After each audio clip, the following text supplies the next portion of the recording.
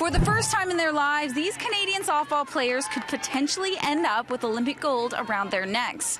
But it's one player in particular who says she's not only lucky to play, but lucky to just be alive. Let's play ball!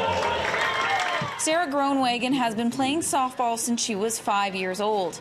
But last year, her life was turned upside down when she was diagnosed with legionnaires disease, and her family was told there was a 97% chance she would not survive. I was actually unconscious. I was in a coma, medically induced coma for 10 days.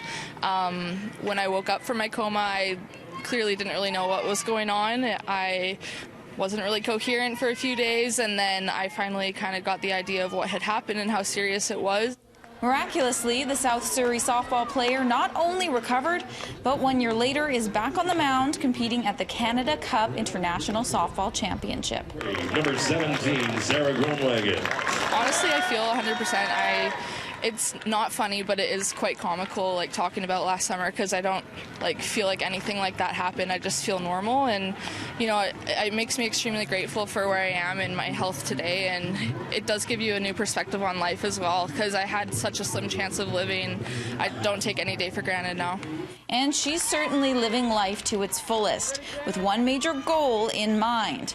In 2016, women's softball was voted back into the Olympics, which means Groenewegen and her team now have a chance to qualify and represent their country on the world stage. It's huge. We're going back into the Olympics in 2020 for the first time in 12 years. Haven't been in since 2008 in Beijing. And for an amateur sport, especially a female amateur sport, we really count on having the Olympic designation. It means the world. I think I was only 13 when it got taken out, the last year in 2008. So I grew up kind of not knowing that it was an option. So now that it is an option, it's pretty awesome, and getting the chance and being so close to it, there's no other feeling like it. It makes all the sacrifices worth it.